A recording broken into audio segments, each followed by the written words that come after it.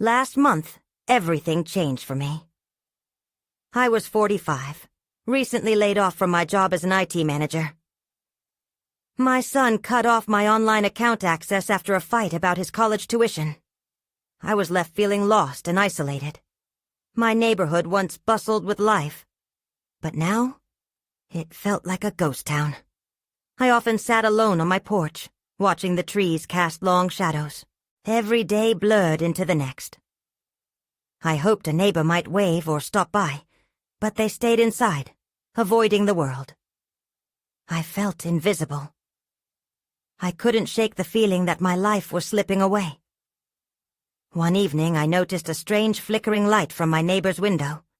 It pulsed, almost like it was alive, and deep thumps resonated from within their house. I convinced myself it was just a strange show they were watching. But soon things got worse. A heavy smell of burnt wood filled the air. It was out of place, something I never expected in a neighborhood like mine. Each whiff tightened my chest.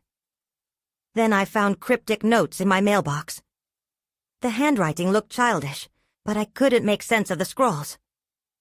Each day while I stared at their curtains, I thought I saw shadows moving inside.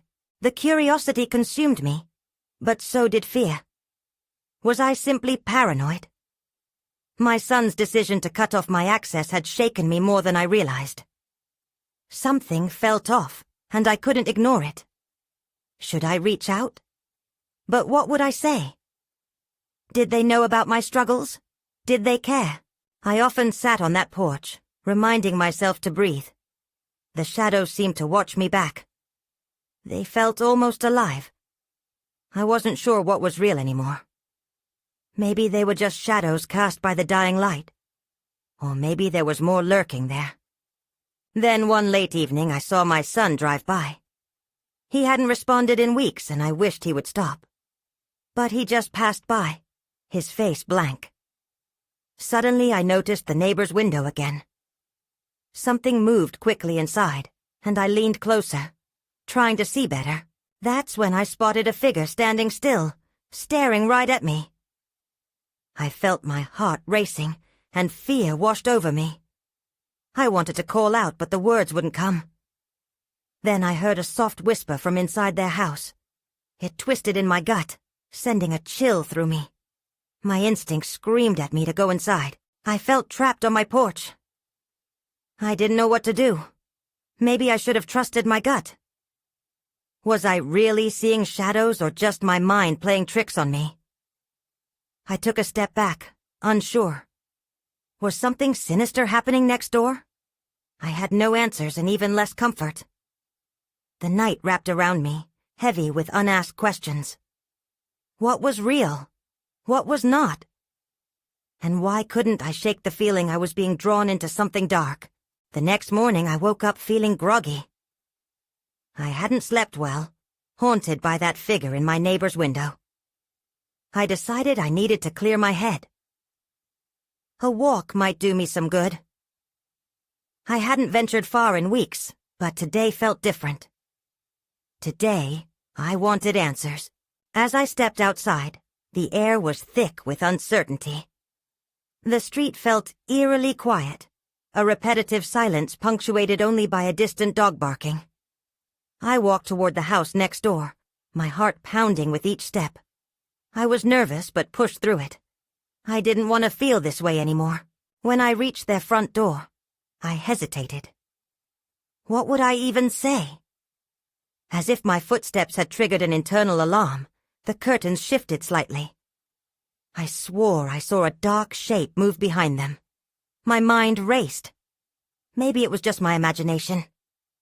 I was about to turn back when the door creaked open, just a fraction. I froze, my heartbeat echoing in my ears. Suddenly a little girl appeared, no older than 7 or 8. Her hair was tangled, and her eyes looked wide with curiosity. "Can I help you?" she asked, her voice surprisingly steady. I took a breath. I wanted to check on your family. My name's Mark. I live next door." Her expression shifted from curiosity to something more guarded. "My dad's busy," she said, glancing behind her. The hint of worry in her small frame caught my attention.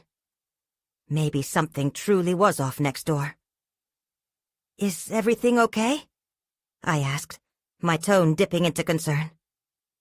She shrugged, her gaze darting to the shadows in her house. "We're fine." The words felt rehearsed, too practiced for a girl her age. I tried to keep my voice calm. "I smelled smoke last night. Is your family cooking or something?" She looked up at me, eyes wide. "We don't cook, not anymore." My instinct told me to press further, but the tension in her small body made me hesitate. Before I could ask more, the door opened wider. A man stepped into view, his face shadowed. The girl immediately stepped back, pulling her shoulders in. "Who's this?" he asked, his voice gruff and low. I managed to stammer an introduction, but he didn't seem interested. He quickly shifted his weight, blocking my view of the girl. "We're fine, thanks," he said dismissively. The air thickened with unease. I wanted to stay, to learn more, but fear wrapped around my throat like a vice.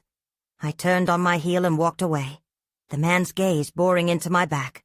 As I headed home, I couldn't shake the feeling that something was terribly wrong. The smell of burnt wood lingered in my mind. Why were they acting so strange? When I reached my porch, I felt an overwhelming urge to look back. But that's when I saw it. An envelope by my front door. My heart dropped. There was new scrawl on the outside, and as I bent down to pick it up, I could hear whispers. Not just from my neighbor's house, but from everywhere. I opened the envelope, and my hands trembled. Inside was a single piece of paper. The message read, "Stay away. They are watching too." I stood on my porch, clutching the envelope as dread pooled in my stomach. The words, "Stay away. They are watching too," echoed in my mind. Who exactly was watching? And why did I feel like every shadow, every whisper, was closing in on me? The sun hung low in the sky, casting long shadows, but all I could think about were the secrets hidden behind the walls of that house next door. I wanted to confront them, but fear kept my feet glued to the ground. Then I heard it again. A faint rustling from my neighbor's yard. My heartbeat quickened. I peered around, hoping to catch a glimpse of the little girl again, or maybe even her father to ask more questions. But all I saw was the flicker of the curtains moving slightly, like an eye peering out, assessing my every move. I decided I couldn't stay here any longer. Not in this atmosphere thick with unease. I turned to head back inside when something caught my attention. A flash of movement in the alley beside their house. I crept toward it, curiosity nagging at me. As I neared the gap between the two houses, the sound of muffled voices reached my ears. I squinted, trying to make sense of what was happening in the fading light. "What did you do?" The voice was raspy, low. "I told you. I don't want them involved." Another voice replied, sharper and more urgent. I took a step back, my heart racing. I couldn't make out the words, but the tone felt threatening. I ducked behind a bush, hoping to remain unseen. My instincts urged me to retreat, to run, but I remained frozen. Suddenly, a figure emerged from the shadows. It was the man from next door, the girl's father. He looked around, his eyes scanning the area, searching for something, or someone. I pressed myself deeper into the foliage, barely breathing. I didn't want him to spot me. He moved closer to my neighbor's house, his voice dropping to a whisper. "It's too late. If they find out, we're done for." My blood turned cold. What were they talking about? Before I could process what I had heard, I felt a chill sweep down my spine. I wasn't sure if I was more scared of him or whatever secret he was keeping. I took a step backward to escape before he could notice me. But as I did, I stumbled over a loose rock. He stopped, his head snapping in my direction. Panic surged through me, and I darted away, pushing through the brush and back to my porch. I slammed the door behind me, my breath hitching in my throat. I was shaking now, realizing the danger I was in. I wanted to call for help, but who would I even call? Would anyone believe me? I reached for my phone, hesitating. I needed to know what was going on, even if it scared me more than I could handle. Just as I pressed the first number on my contact list, a knock echoed through the house. It was firm, insistent. My heart dropped. I approached the door cautiously, peeking through the peephole. There stood the man, his expression unreadable. He looked different now, more menacing. He knocked again, harder this time, and I realized he wouldn't leave until I answered. That's when the whispers returned, this time sounding closer, more urgent. Answer it. You have to know. I hesitated, the decision weighing heavily on me. Before I could summon the courage to open the door, a chilling thought struck me. What if he really was watching? The knock echoed again, jolting me from my thoughts. My palms were slick with sweat as I stared at the door. I was trapped between fear and the need to know. I took a deep breath and steeled myself. I had to see what he wanted. I pulled the door open slowly, just enough to peek outside. His eyes locked onto mine, and I felt a shiver race down my spine. "Can we talk?" he asked, his voice low and steady. There was an intensity in his gaze that I now recognized as something dangerously desperate. "About what?" I managed to ask, trying to sound braver than I felt. "Please, just let me explain. I'm not a threat. You need to understand." His urgency clawed at my insides, but I could feel his presence seeping into the cracks of my fear. "I don't think so," I said, but even I could hear the tremor in my voice. "Just for a minute. I can't tell you everything out here." The shadows around him flickered dangerously in the evening light, casting an ominous aura. I hesitated, glancing over my shoulder as if weighing the options. But before I could reach a decision, a sudden sound caught my attention. A car sped down the street, its headlights cutting through the twilight. Something about it felt out of place. It slowed down near my house. The man noticed, too, his expression shifting into one of alarm. "We don't have much time," he said hurriedly. "They'll know if you don't—" "Don't what?" I interrupted, growing frustrated with his cryptic warnings. "Just let me in," he urged, urgency creeping into his voice. I looked past him at the approaching car. My heart raced as I caught a glimpse of the driver's face. It was a woman, her gaze fixed on me, but her expression was hidden by the darkness of the vehicle. I felt a jolt of recognition in my gut. She was not someone I wanted to see again. I turned back to the man. "Who are you afraid of?" I whispered, fear twisting in my stomach. "The people watching us," he replied, his voice dipping into a whisper. "They know too much. If they see me talking to you—" He didn't finish the sentence, but I could complete it. Even if he wasn't a threat, what if they were? With a furious pounding in my chest, I stepped back, instinctively closing the door. "I can't help you," I said. But in my mind, I was reeling. I had no idea how deep this went, just that I'd stumbled into something dark and beyond my control. Just then the car shrieked to a halt, and the woman got out. She was dressed in dark clothes, her hair tied back tightly.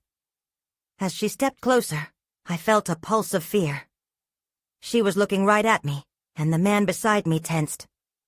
"Open the door," he urged, but it was too late.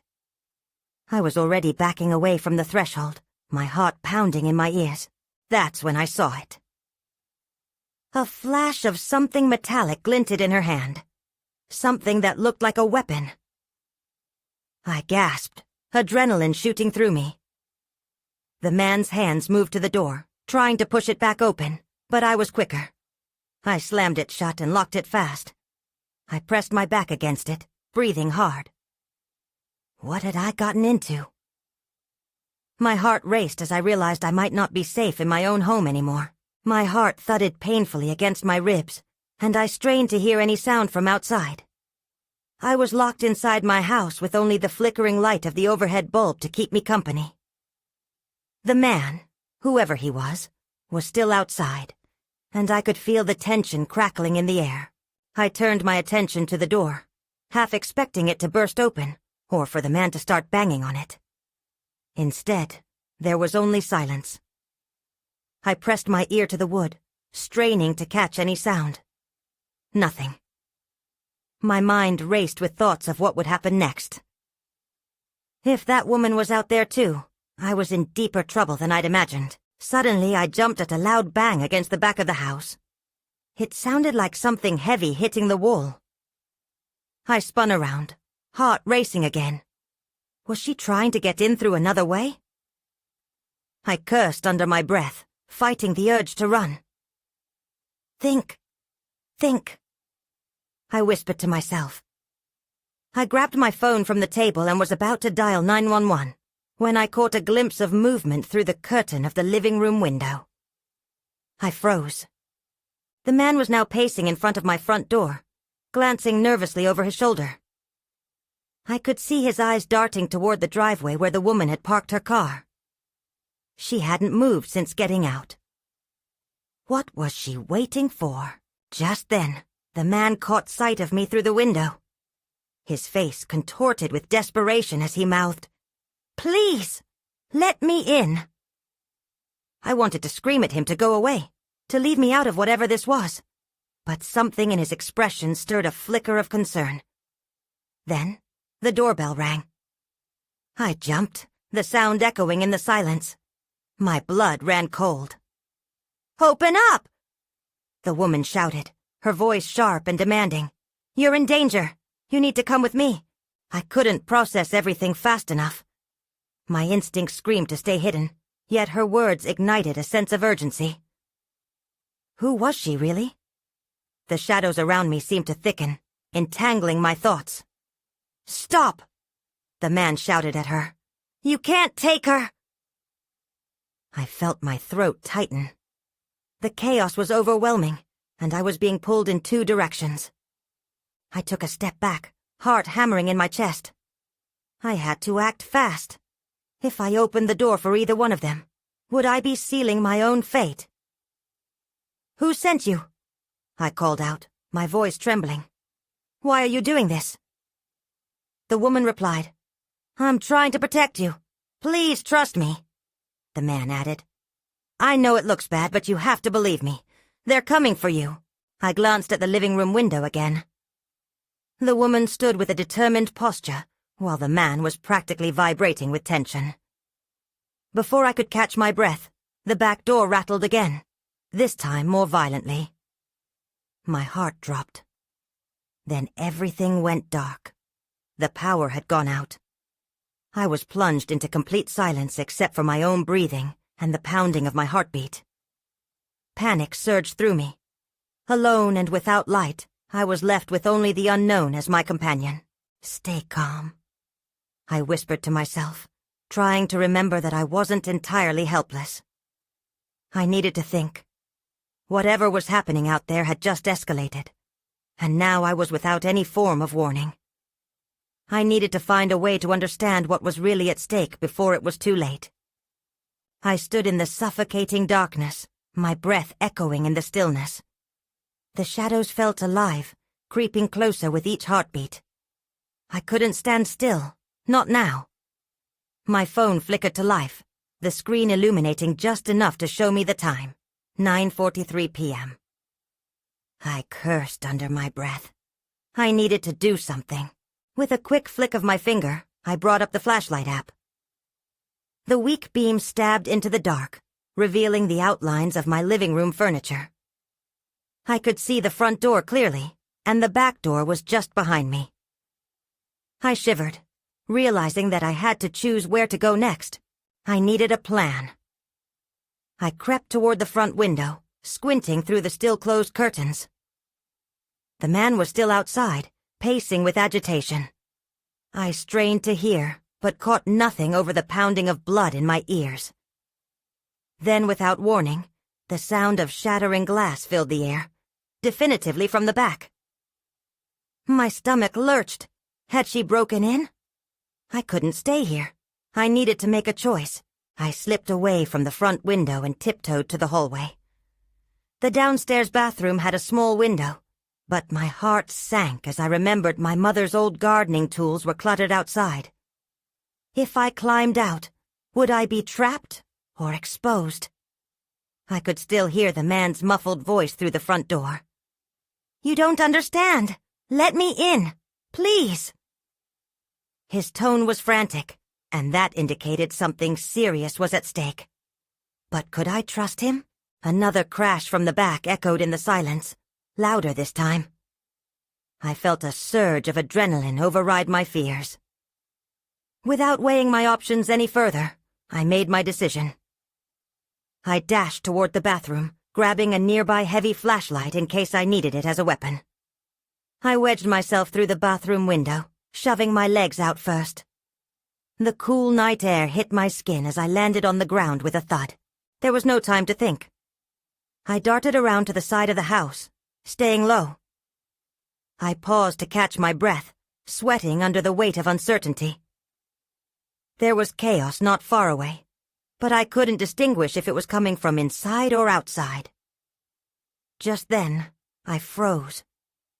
I heard a voice, but it wasn't the woman or the man. "She's out there! Find her!"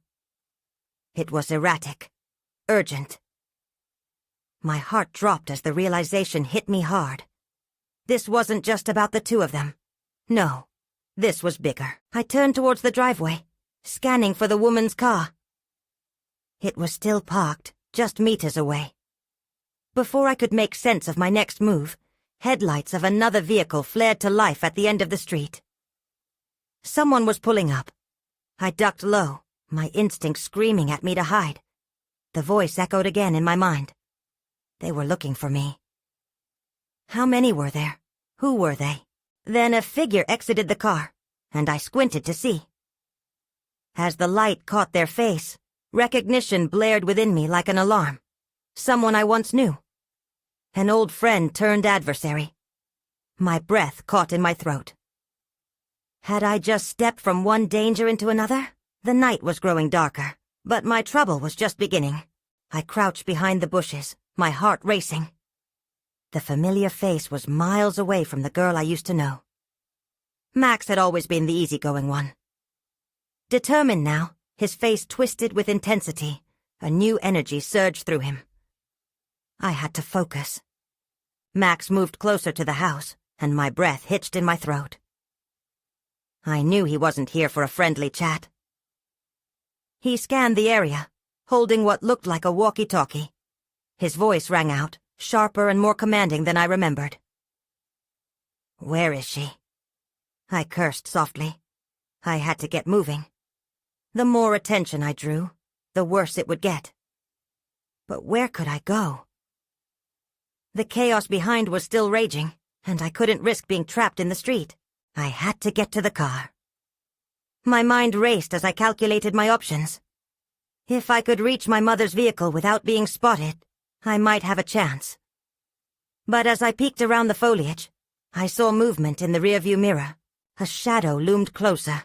Someone was advancing from the back of the house. I ducked lower, pressing my back against the cold ground as another figure approached. A stranger, face hidden in a dark hoodie, holding something that glinted in the moonlight. The other side of the car was becoming cluttered with people. "Check the perimeter!" Max shouted into his walkie-talkie. A sick feeling twisted in my stomach. They had a whole team looking for me. I thought about heading back around the corner and slipping into the car, but knew that would cut me off completely. A moment later, the man in the hoodie made a sudden move. He lunged toward the back door, and a loud crash echoed in the night. Panic surged through me. What were they doing?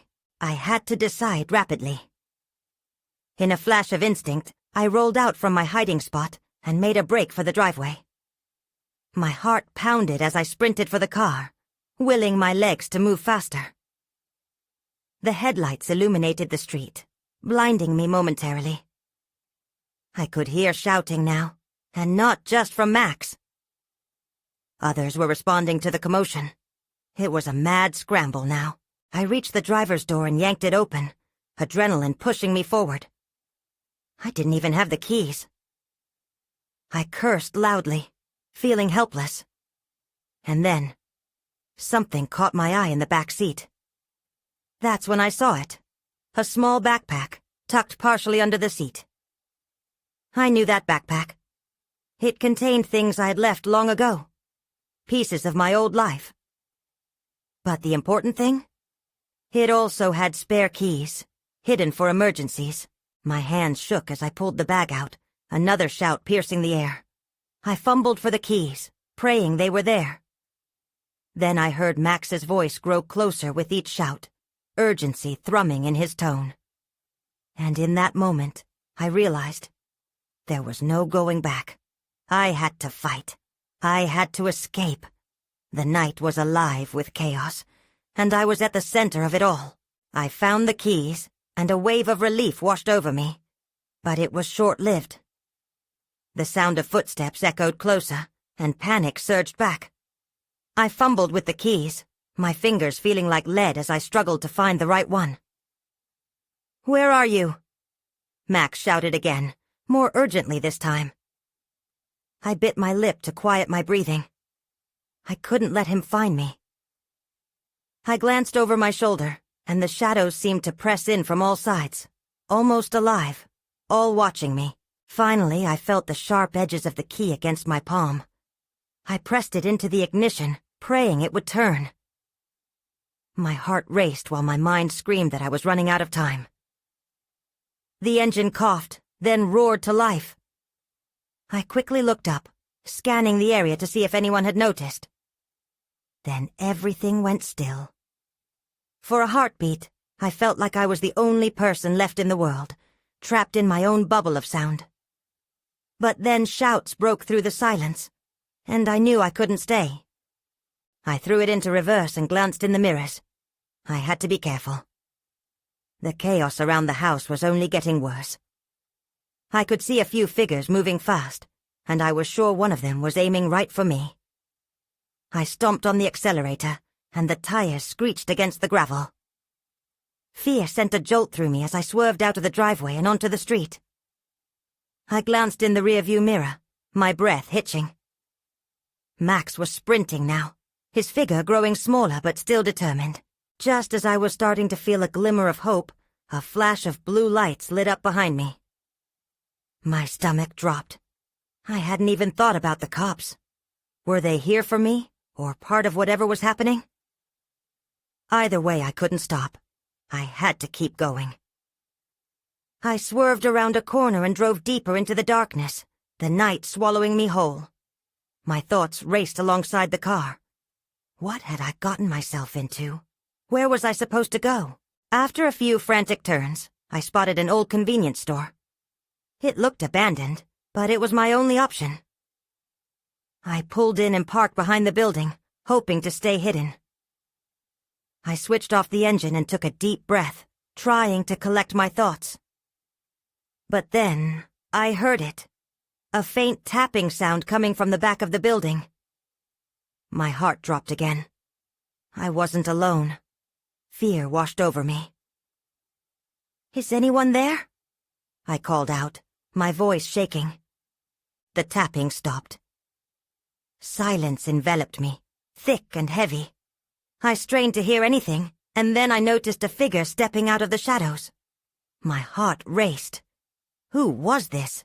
Another enemy? Or a potential ally? As the figure emerged from the darkness, the last thing I expected to see was someone I recognized. But there, illuminated briefly by the flickering light, stood someone I'd never expected to find at a moment like this. "Why are you here?" I asked, my mind spinning. They just stared back, and in that moment, I felt an unshakable fear settle in. Whatever was chasing me was not finished yet, and I had stepped right into the fire. I took a cautious step back. The figure in front of me was Jake, a friend from school I hadn't seen in years. His clothes were rumpled and his eyes looked wild, despite the low light. "What are you doing here?" I repeated. Panic edged my voice. His face twisted into concern, but it was hard to tell if it was for me or something else. "I didn't know you'd be here," Jake said, glancing around the corner of the building.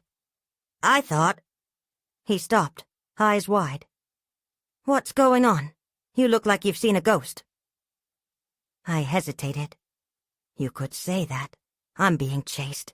His expression shifted to alarm, but before he could respond, the unmistakable sirens pierced through the night. My pulse quickened. They were getting closer. "We need to hide," I urged, glancing back towards the street. "Follow me," Jake said, beckoning me towards the back of the store. I felt unsure, but I had no other option. I needed someone to help me. We ducked behind a pile of old crates that smelled of mildew. The sirens got louder, then faded as a police car drove by. I held my breath, praying they wouldn't stop. "What were you doing at that house?" Jake whispered once the noise subsided. I can't explain right now. Just trust me." I buried my face in my hands, overwhelmed. "What about you? Why are you here?"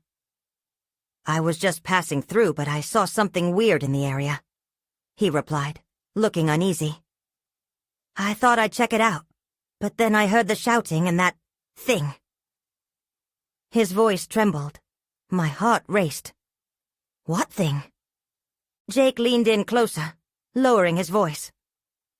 "I saw something running after you. It didn't look normal, like it was gliding or something." My breath caught. What was he talking about? The chaos back at the house flashed in my mind. A shadow, something moving too fast. "You saw that too?" "I thought I was imagining it," he said, shaking his head. "But it was real." Just then, a loud crash echoed from the front of the building. The hair on my arms prickled as instinct kicked in. "We need to go now!" I pulled Jake along as we stumbled out from behind the crates. We darted towards the side alley, trading glances over our shoulders. My mind raced with the fragments of information, pieces that didn't fit. Suddenly I froze. "Wait, where do we go from here?" Jake's eyes darted around. "There's a park a few blocks down. If we can blend into the crowd." Before he could finish, I felt a presence behind us. I turned slowly, dread pooling in my stomach. Shadows danced against the wall of the convenience store, alive and moving as if they had their own will. "Run!" I screamed, the urgency leaking into every syllable. Jake didn't hesitate. He took off and I followed, my feet pounding against the pavement. That's when I heard it. A low growl, primal and unearthly. Whatever was pursuing us was closing in, and I knew we were running out of time. I sprinted alongside Jake, the darkness wrapping around us like a suffocating shroud. With every step, I felt the shadows shift and pulse as if they were alive, hungry for our fear. Panic surged through my chest. I had no clue what we were up against, but every instinct told me to keep running. "Over here!" Jake shouted, veering into an alleyway just ahead. I followed him without question, desperation fueling my legs. The brick walls on either side seemed to close in, their edges sharp against the uncertainty swirling around us. As we reached the end of the alley, I noticed a small break in the fence leading to a secluded park.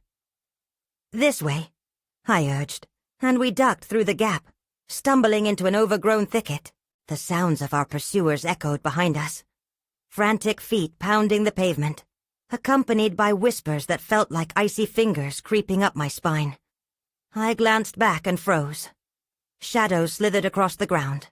darker than the surrounding night, seemingly searching for us with silent malice. "Do you think they saw us?" Jake whispered, panic smeared across his face. I shook my head. "I don't know. I don't want to find out." We pressed deeper into the park, navigating through the labyrinth of trees and bushes that felt like a sanctuary from the growing terror behind us.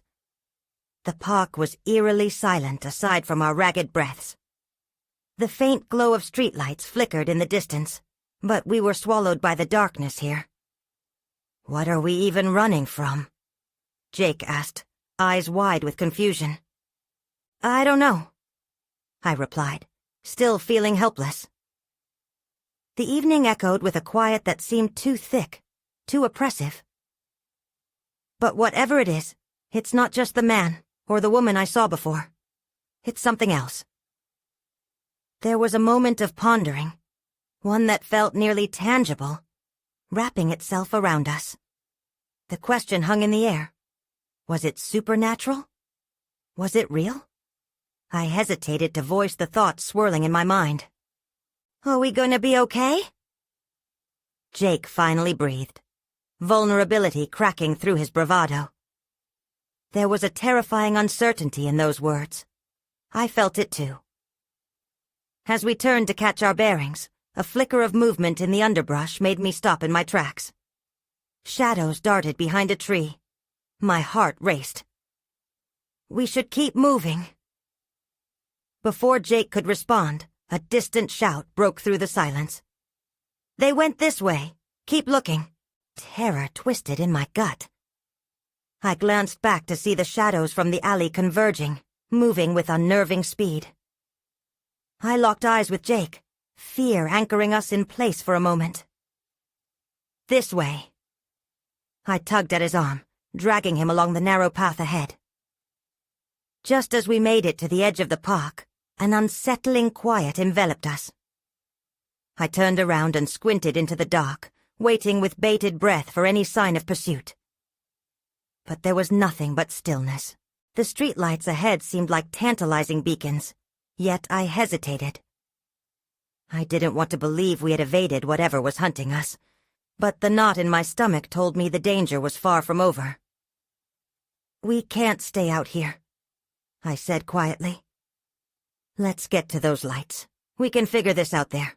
We moved cautiously, glancing over our shoulders. Jake and I reached the edge of the park, stepping out onto the sidewalk. The sparse streetlights illuminated the empty street, but they offered little comfort. I could hear my heart pounding, a reminder that I was still alive even amidst the chaos. As we hurried down the street, my mind raced. What had drawn me into this nightmare? I just wanted to know what was happening next door. Now I was tangled in a web that felt impossible to escape. "Mark!" Jake's voice suddenly pierced my thoughts. "What?" I turned, a sense of dread creeping back in. "Look!" He pointed a shaky finger down the block. The lights from a nearby gas station flickered on, bathing the street in a yellow glow. "We should go there." Before I could reply, shadows danced from the corners of our eyes. The whispers returned, swirling around us like a sinister fog. I moved instinctively, grasping Jake's arm. "Stay close." As we sprinted toward the gas station, a realization washed over me. I still didn't know who or what was truly after us. Were they human, or were we caught in something far darker? We burst through the gas station's doors, the jangling bell ringing a desperate warning. The warm fluorescent light starkly contrasted the eerie night outside. I turned to catch my breath, Jake leaning against the counter. And then I noticed the attendant, a middle-aged man with tired eyes, standing behind the register, oblivious to the chaos swirling out there. He looked up, blinking away confusion. "You two are looking worse than a wild storm hit you," he said with a hint of concern. I opened my mouth to explain, but before I could find the words, I caught a glimpse of the window behind him. The shadows surged, swirling outside, as if they were forming something more solid, more threatening. They weren't quite human, But neither were they simply figments of my imagination. The uncertainty clawed at me. What were they? What did they want? Every instinct urged me to escape, to run again, but the shadows outside pressed against the glass, taunting us. I turned back to Jake, who stared wide-eyed at the window. "We need to get out of here! What if—" He started, but the words caught in his throat as the shadows pulsed, revealing their grotesque forms, a blend of familiar faces twisted with madness. Did they follow us? Jake's voice wavered, and I knew we couldn't stay much longer. I felt the certainty of danger creeping closer. Even in here, we might not be safe. "I don't know," I said, my voice trembling. "But we can't find out. We have to leave." In that moment, we faced our fear head-on, but dread still lingered. The night was far from over, the answers still shrouded in mystery. Shadows threatened to consume us, and I realized I didn't have all the answers, just the desperate need to survive. I caught one last glimpse outside, and instinctively shuddered. What awaited us beyond those lights? Would the darkness chase us forever? Or would we break free from its inevitable pull? As we turned to leave, I felt the weight of those lingering questions behind me, shadows too complex to grasp. But one thing was certain. Whatever was out there, it wouldn't give up easily.